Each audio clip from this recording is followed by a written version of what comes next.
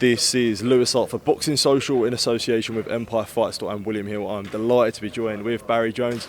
That sort of, if Channel 5, if you want to watch good boxing and you want to watch emphatic boxing, that's exactly what we got tonight. Incredible, incredible for the broadcast. You know, over their time in boxing, Channel 5, they've done more of these than they haven't, to be fair.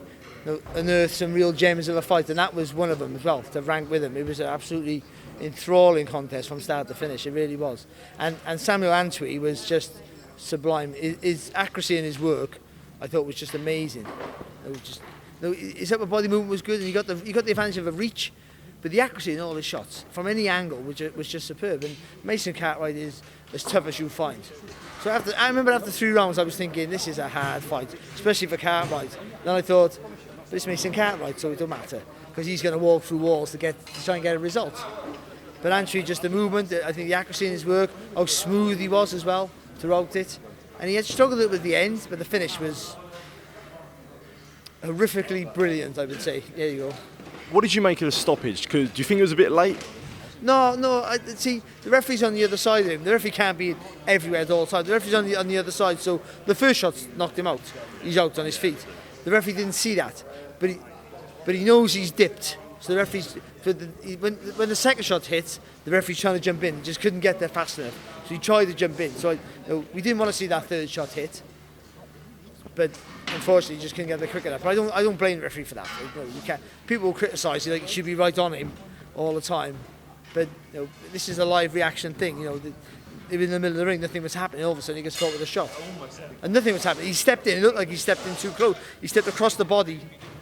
If anything, he's too close. But he shortened that right hook up, and it hit him right square. That's all that happened there. So yeah, it was the referee did the best he could do. It was a clinical finish though. Like in a fight where he was starting to lose his accuracy, ironically, I thought, Antwi was starting to struggle for pace, and Cartwright wasn't going to win the fight unless he had the stoppage. I thought he was a mile behind on my card, but he certainly could have closed the gap a little bit, and he got the finish, the quality finish. Time now for Lyndon to be back in the big fights. I think he probably can himself say after sort of the Yard fight, beating Yard, he didn't really kick on as he'd like to, but now with the OBS up, would you think he can possibly do that now? I can, yeah, but he just needs to learn his lessons, and I say that about encouragingly. He's a real talented boxer, but he coasts too often, I feel, and I just think that if he just when he's having success, try and build on that rather than just be comfortable. I understand that, because I was the same way. Not as gifted as Lyndon, but if I could just nick a round, I was happy with that, and I do that for 12 rounds. But you come unstuck against big punches sometimes, and you come unstuck. The levels you go up, certainly at that weight, you come unstuck, and he almost did, by the way, and it looked like he did, and so he has all the talent in the world, but he needs to find that second gear quicker.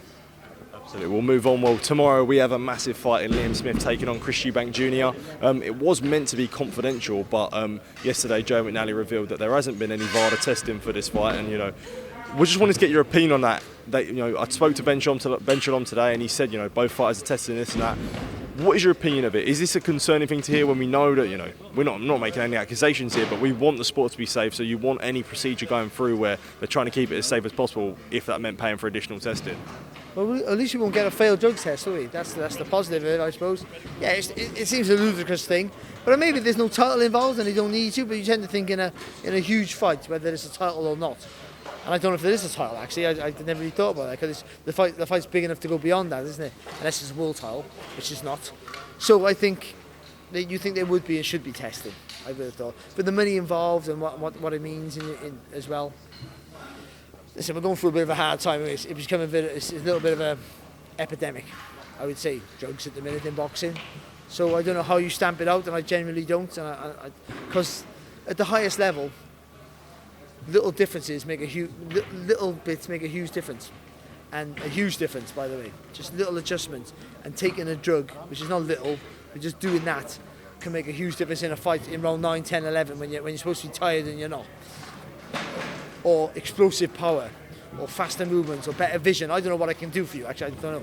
But if it can do all those things, if it can give you superpowers, then it's not a 11-player field, is it, for sure? And just the last one from me. Simple question: is it now or never for Eubank Jr? Do you think after this, if he doesn't come through tomorrow, is he done? Not with his name. He's never done. But I think his wage packet would go down. I think his price, what he can ask for, would go down dramatically for the second loss of the same opponent. You know, he's still a pay-per-view draw. The thing with Eubank, right? He could do this. He could get beat. He could regroup if he wanted to. I think he's ended up to retire, by the way. But he could regroup, go on a Celebrity Jungle program, one of those, come back with a big name again, and have a big fight.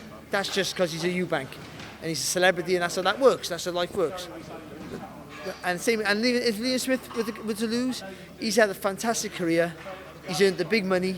Certainly at the end of his career, he's been a world champion. You know, he's done the things he wanted to do, so he can retire happily as well. If he loses, is there a third fight? I don't know if Eubank would give him the opportunity to get in there again, unless he blasts Liam Smith out there, which I don't see happening.